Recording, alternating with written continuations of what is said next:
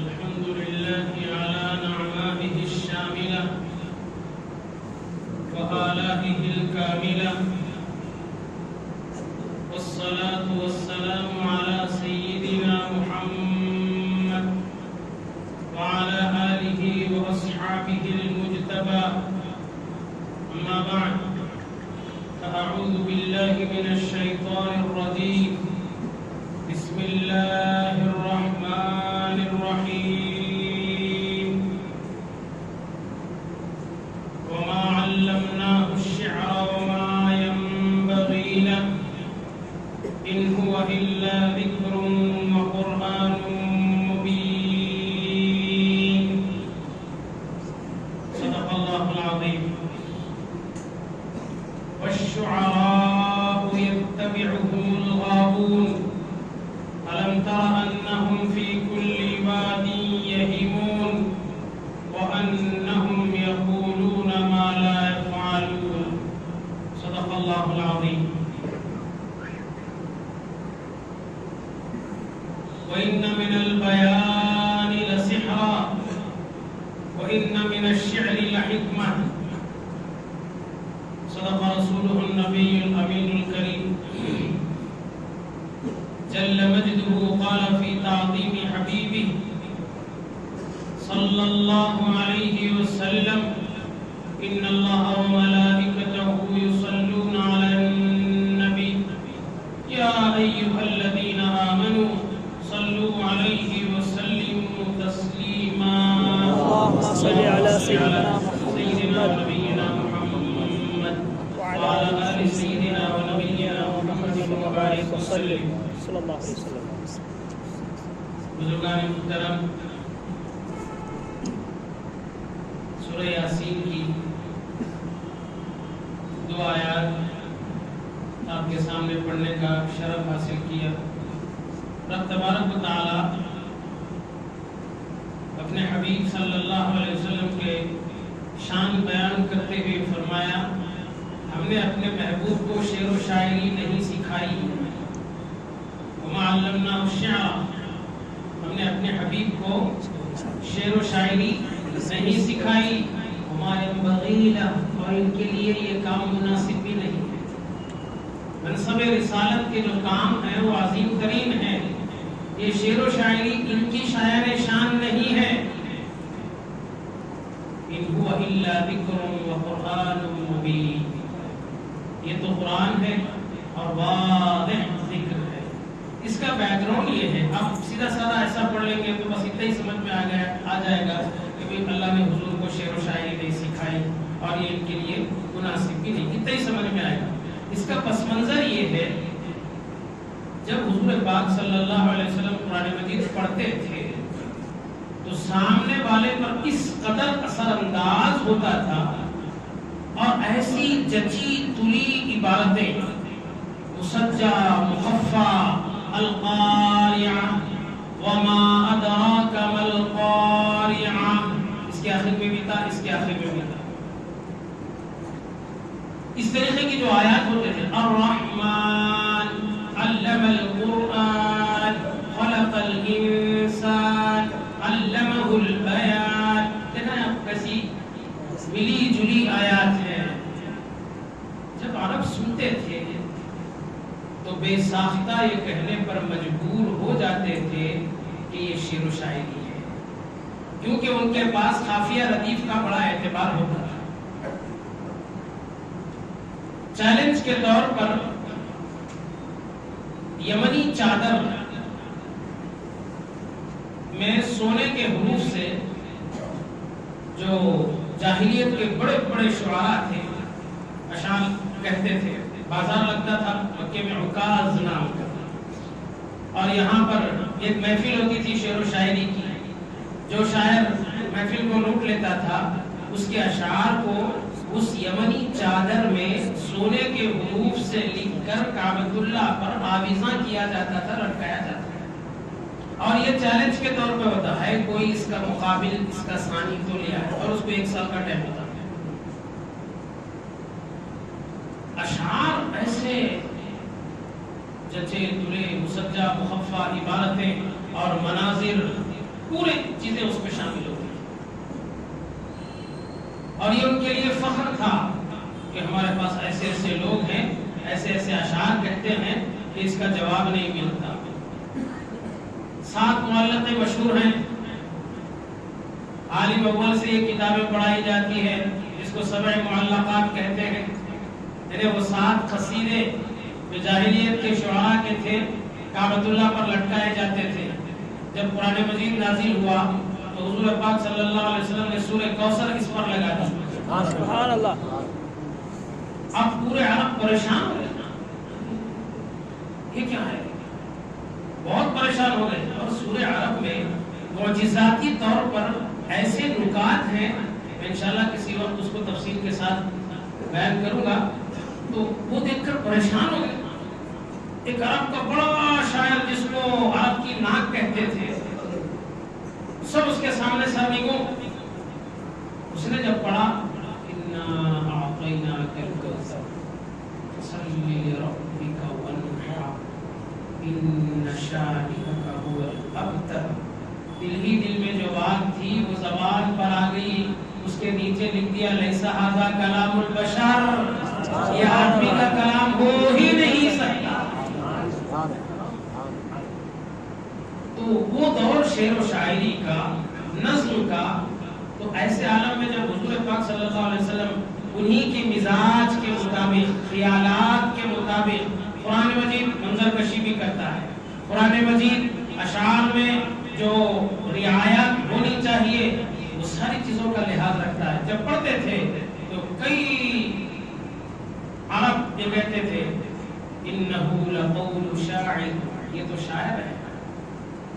کسی نے کہا یہ تو کاہن ہے، جادوگر ہے، کیونکہ ایسا اثر کرتا ہے کہ جادوئی کلام ہی اثر کر سکتا ہے، دوسرا نہیں کر سکتا۔ تو اللہ تبارک و تعالیٰ نے اپنے حبیب سے فرمایا لوگوں کیا کیا کہتے ہو میرے محبوب کو، کبھی جادوگر کہتے ہو، کبھی شاعر کہتے ہو، کبھی کاہن کہتے ہو، کبھی مجنون کہتے ہو، تمہاری عقلوں کو کیا ہو گیا، کوئی ایک بات تو کرو۔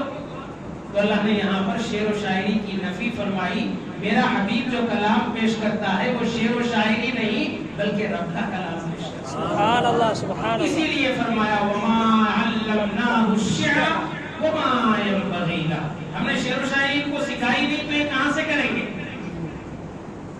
ہم شعر شاعری کو سکھاتے تو تمہارا کہنا صحیح ہوتا، یہ شاعر ہے۔ وَمَا عَلَّمْنَاهُ الشِّعْرَ، ہم نے ان کو شعر و شاعری سکھائی نہیں، کیونکہ شعر و شاعری میں تکلف ہوتا ہے، تصنع ہوتا ہے، مشکل سے بحر کے اوزان پر اشعار کو، ابیات کو، حروف کو جوڑنا پڑتا ہے۔ جو شعراء ہیں ماشاءاللہ ہمارے مجلس میں بڑے بڑے شعراء بھی موجود ہیں، ایک نام چمکتا دمکتا ہمارے اختر رومانی صاحب، وہی ہے نا اختر رومانی صاحب، ولی حضرت ہیں، اور بھی شعراء ہیں، ان کو معلوم ہے شعر و شاعری کی دنیا، مجھے تو اس کے الف با بھی نہیں آتے۔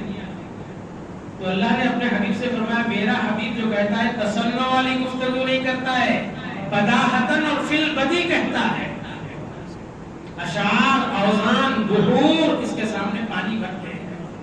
ایک جنگ کے موقع پر حضور پاک صلی اللہ علیہ وسلم نے فرمایا فخریہ، اور جنگ میں کیا ہوتا ہے اپنے آپ کو، صحابہ کو ابھارنا پڑتا ہے دشمنوں کے مقابلے۔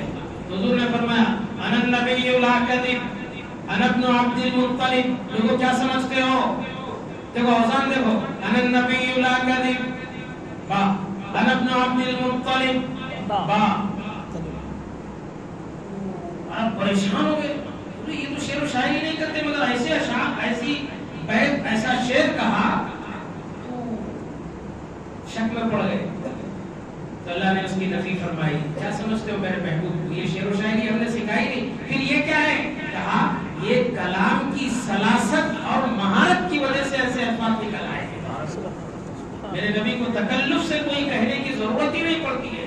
اور شعر و شاعری میں ایک آمدن ہوتا ہے، آمد ہوتی ہے، جس کو اس کا مصدر ہوتا ہے فارسی میں آمدن، ایک ہوتی ہے آمد اور ایک ہوتی ہے آورد، کھینچ کر لانا پڑتا ہے، بیٹھتا نہیں شعر لیکن زبردستی کھینچ کے لاتے ہیں، وہ ایک الگ دنیا ہے۔ تو حضور پاک صلی اللہ علیہ وسلم کی ذات بابرکت دونوں سے پاک ہے۔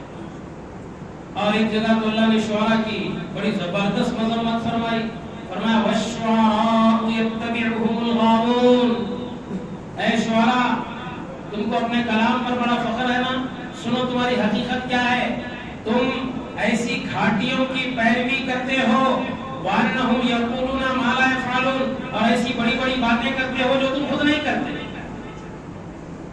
تو اس سے معلوم ہوتا ہے کہ اشعار کہنا برا ہے، کیونکہ اللہ نے برائی بیان کی شعراء کی، لیکن ہم دیکھتے ہیں صحابہ میں بھی بعض صحابہ شاعر تھے۔ حضرت حسان بن ثابت رضی اللہ عنہ درباری شاعر ہے، پھر ان کو کیا کہیں گے؟ شعراء کی تو اللہ نے مذمت بیان کی قرآن میں، پھر یہ شاعر کیسے بنے؟ عبداللہ ابن رواحہ جلیل القدر صحابی، بہترین شاعر، کیا کہیں گے ان کو؟ تو فرماتے ہیں اس آیت کو سمجھے نہیں، اس کے بعد اللہ نے کیا کہا؟ إِلَّا الَّذِينَ آمَنُوا وَعَمِلُوا الصَّالِحَاتِ وَذَكَرُوا اللَّهَ كَثِيرًا، مگر شعراء میں وہ لوگ جو ایمان والے ہیں اور اعمال صالحہ کرتے ہیں اور اللہ کا ذکر نظم میں بھی کرتے ہیں، نثر میں بھی کرتے ہیں۔ سبحان اللہ، اس سے اس کو الگ کر دیا۔ حسان بن ثابت رضی اللہ عنہ کبھی جنگ میں نہیں گئے، جب بھی جنگ کی بات آتی دوڑے دوڑے سرکار کے پاس آتے، یا رسول اللہ یہ تیریں تلواریں بھالے اس سے مجھے ڈر لگتا ہے۔ تو حضور پاک صلی اللہ علیہ وسلم نے فرمایا ان المؤمن یجاہد بسیفہ ولسانہ، بے شک مومن اپنی تلوار سے بھی جہاد کرتا ہے، اپنی زبان سے بھی جہاد کرتا ہے۔ تو حضور پاک صلی اللہ علیہ وسلم کی شان میں اشعار نعتیہ کہنا اور ان نقائص اور ان عیبوں سے پاک جاننا گویا کہ جہاد لسانی ہے، زبان سے جہاد کرنے کے برابر ہے۔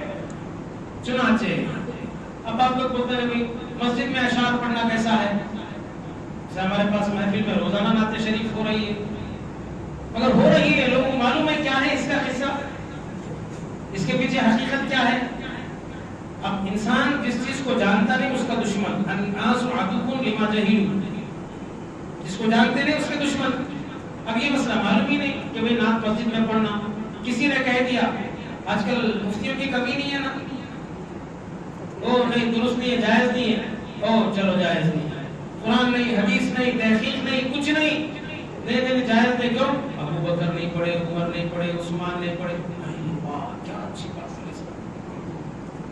ارے حدیث پڑھو صاحب۔ اب سنیے، مسجد میں اشعار نعتیہ پڑھنا حدیث شریف سے ثابت ہے، سبحان اللہ، سبحان اللہ، حدیث شریف سے ثابت ہے، سبحان اللہ۔ اب سنیے، یوضع لحسان منبر، میں حدیث کے الفاظ پڑھ رہا، یوضع لحسان منبر فی المسجد، مسجد نبوی میں منبر شریف نہیں تھا، جمعہ کو جمعہ لاتے تھے لکڑی کا، جو آج بھی مکے میں لاتے ہیں، دیکھیے کسی نے لائیو دیکھا ہے تو آپ کو اندازہ ہوگا۔ تو یوضع لحسان منبر فی المسجد، مسجد نبوی میں حضرت حسان بن ثابت رضی اللہ عنہ کے لیے منبر رکھا جاتا تھا، فیقوم علیہ، وہ اس پر کھڑے ہو جاتے تھے اور حضور پاک صلی اللہ علیہ وسلم کی شان بیان کرتے ہیں۔ سبحان اللہ، سبحان تو مسجد میں نعت پڑھنا، حضور کی موجودگی میں نعت پڑھنا، صحابہ کی موجودگی میں نعت پڑھنا گویا سنت سے ثابت ہے۔ سبحان اللہ، سبحان اللہ۔ اچھا اس کے بعد حضور نہ صرف سنتے تھے بلکہ مسکراتے تھے، خوش ہوتے تھے۔ ایک بار تو آپ نے یہاں تک کہہ دیا کہ حسان تو کہتا جا، جب تک تو کہے گا اللہ تبارک و تعالی جبریل کے ذریعے تیری مدد کرتا رہے۔ سبحان اللہ، سبحان اللہ۔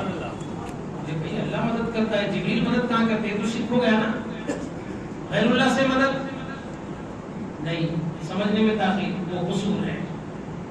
اللہ سبحانہ و تعالیٰ غیب مدد بھی کر سکتا ہے، کسی فرشتے کے ذریعے کروا سکتا ہے، کسی انسان کے ذریعے کروا سکتا ہے، یہ اس کی عادت ہے۔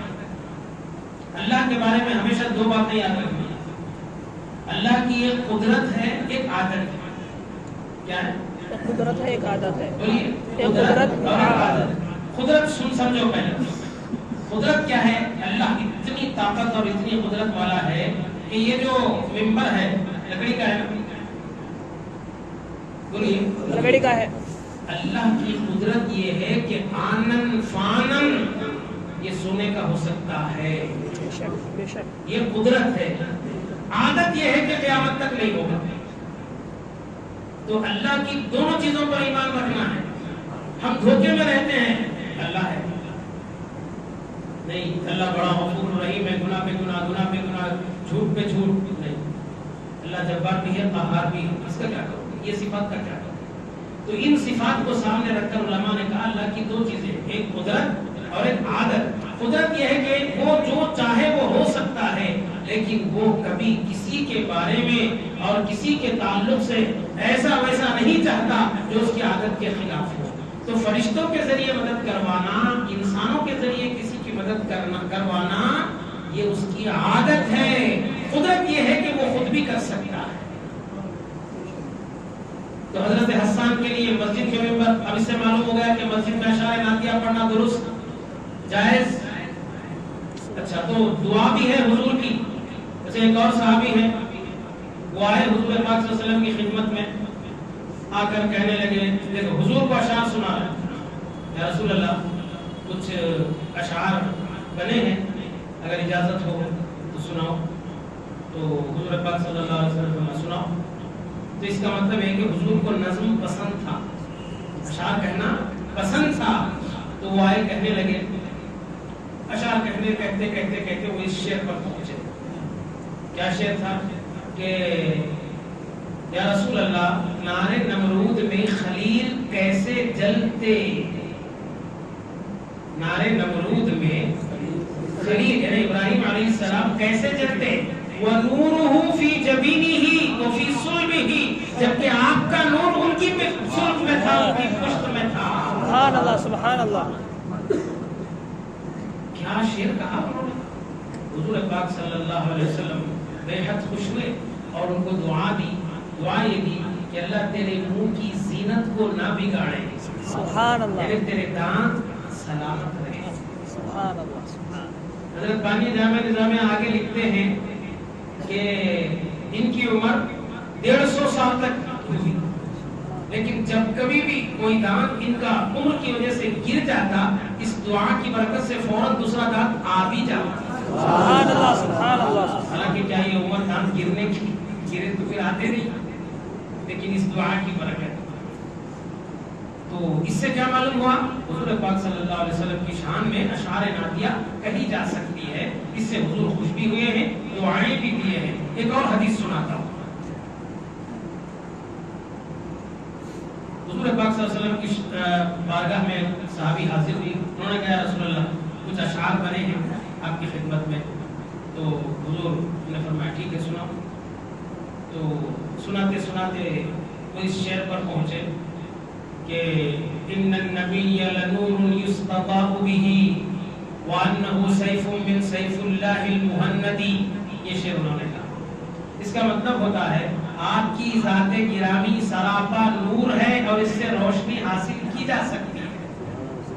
دیکھو بشر بشر کہنے والے سن لو، صحابی کہہ رہے ہیں ان النبی لنور، بے شک نبی نور ہیں، یستضاء به آپ سے روشنی حاصل کی جاتی ہے، اور آپ اللہ کی تلواروں میں سے ایک خوبصورت اور ایک بہترین حق و باطل کا فیصلہ کرنے والی تلوار ہے.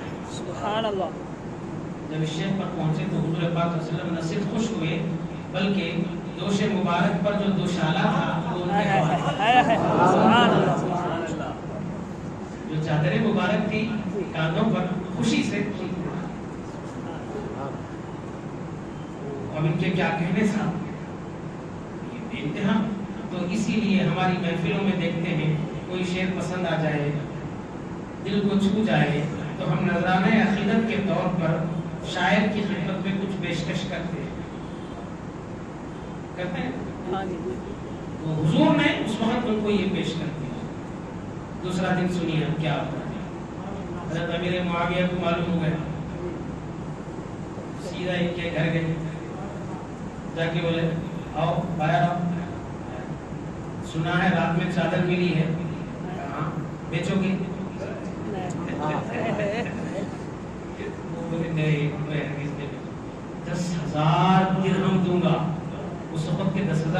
मामूली नहीं होते थे, नहीं बेचता। अच्छी बात, नहीं बेचने के लिए तो जबरदस्ती सौदा तो नहीं, खामोश चले आए, लेकिन इंतजार में थे जिस दिन ये मरेंगे ये फौरन इनके बेटों से खरीद। बहरहाल एक जमाना चंद साल गुजरे, हजरत का इंतकाल हुआ, साहबी रसूल का, फौरन घर पहुंचे, ताजिया किया, अज़ा किया, ताजिया किया, हिम्मत अफजाई की, कुर्सा दिया।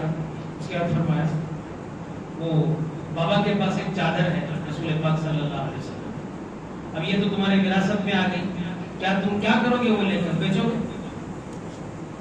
तो जब से आपको डबल कीमत कर दी, 20,000 दिरहम, तो आपके साहबजादों ने हजरत के हवाले कर दिया।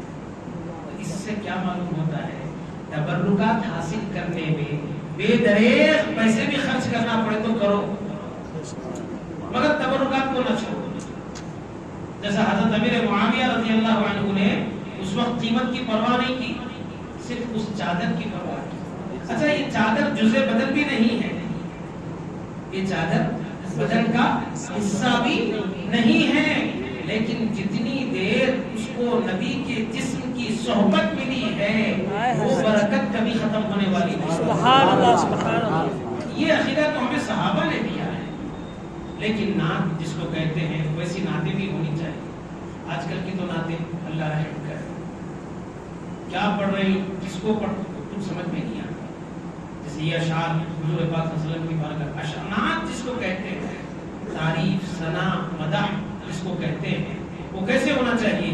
देखिए हजरत हस्सान बिन साबित रज़ियल्लाहु अन्हु का एक शेर है, कितना प्यारा शेर है, वो शक्कलहु मिन इस्मिही लियुजिल्लहु, अल्लाह तबारक व तआला ने अपने नाम में से हुजूर पाक सल्लल्लाहु अलैहि वसल्लम के नाम को निकाला, अपने नाम में से हुजूर पाक सल्लल्लाहु अलैहि वसल्लम के नाम को निकाला। फज़ुल अर्श महमूदुन व हादा मुहम्मदु, अर्श वाला महमूद है और ये मोहम्मद है। सुभान अल्लाह, सुभान अल्लाह। अब ये दोनों निकले हैं हम्द से, और हम्द के माने आते तारीफ, महमूद के माने आते तारीफ किया हुआ, मोहम्मद के माने आते तारीफ किया हुआ। कोई तारीफ इनकी करने की जरूरत नहीं, ये ऑलरेडी तारीफ किए हुए हैं, मोहम्मद इसी वास्ते कहते हैं। तो बहरहाल इन हदीस से पता ये चला कि रिसालत मआब सल्लल्लाहु अलैहि वसल्लम की बारगाह में नजराना अक़ीदत दिल की गहराइयों से, ज़बान से तो होते ही है, दिल की गहराइयों से जज्बात, वारफ्तगी और आपकी शान, अजमत बयान करना, ये न सिर्फ पसंदीदा अमल है बल्कि सहाबा की सुन्नत भी है। और हुजूर के सामने मस्जिद में इन्होंने नाते शरीफ पढ़ी है, लेकिन इनको इसका लिहाज और आदाब सुनने वालों को रखना चाहिए। जैसा कि सहाबा किराम में कोई ऐसी बेहुरमती नहीं होती थी, कोई ऐसी बात नहीं होती थी जो शायद शान रिसालत मआब सल्लल्लाहु अलैहि वसल्लम के खिलाफ हो। तो इन सारी बातों का लिहाज करते हुए अगर कोई अशार नादिया, वाक़ियतन जिसको नात कहते हैं, मौसीकी, गानों बजानों, उनकी आवाज़ों से बिल्कुल पाक हैं, आवाज़ में दर्द होना ना होना, आवाज में रहने दाऊदी होना, ये अल्लाह की तरफ से होता है। तो अशार में वो दम हो, वो पाकीज़गी, वो नफासत, वो लताफत, वो तहारत, वो इत्र बेज़ी अगर अल्फाज में हो तो यकीनन नात शरीफ को खुद सरकार दो आलम सल्लल्लाहु अलैहि वसल्लम सुनते हैं।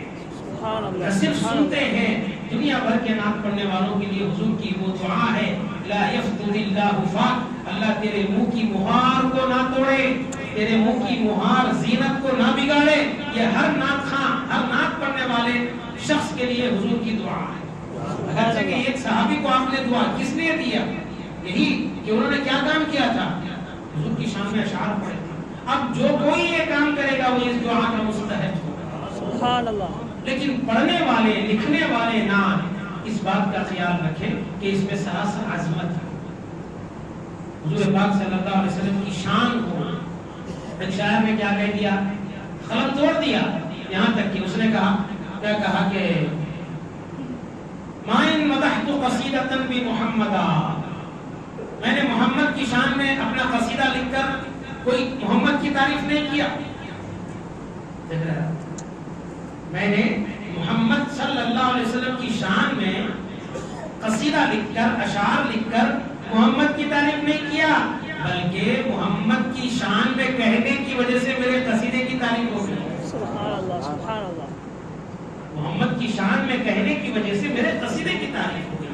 اب دنیا میں ہر زمانے میں نعت شریف کے شعراء، نعت گو شعراء اور نعت خواں شعراء یہ سب موجود ہیں. ہر زمانے میں رہے، زمانے کے تفاوت، زمانے کے تقاضے اور گراوٹ، انحطاط، اقدار کی کمی کی وجہ سے جو چیزیں وہ پیش آتی رہی اس کا بھی شکار ہو گئے ہیں. تو بہرحال شعراء کو اس بات کا لحاظ ہونی چاہیے حضور پاک صلی اللہ علیہ وسلم کے اعلیٰ صفات جس کا تذکرہ اللہ نے قرآن مجید میں کیا ہے، نبی کریم صلی اللہ علیہ وسلم نے احادیث شریفہ میں کیا. ایسے الفاظ اور ایسے اشعار اور ایسی فکر اس میں ہونی چاہیے. تو بہرحال نعت شریف پڑھنا، نعت شریف سننا یہ دونوں، اور مسجد میں نعت شریف پڑھنا یہ بھی ثابت ہے، سننا بھی ثابت ہے، حضور کا خود سننا بھی ثابت ہے، صحابہ کا سننا ثابت ہے، اور اشعار نعتیہ کے درمیان نذرانہ عقیدت پیش کرنا یہ بھی احادیث شریفہ سے ثابت ہے، جو کہ اہل سنت والجماعت کا تواتر سے یہ عمل ثابت ہے. تواتر کا مطلب شروع سے لے کر اب تک بھی ہے، انشاءاللہ صبح قیامت تک بھی رہے گا. اللہ تبارک و تعالیٰ سے دعا ہے احکام شرعیہ پر عمل پیرا ہونے کی توفیق عطا فرما. آمین. آخر دعوانا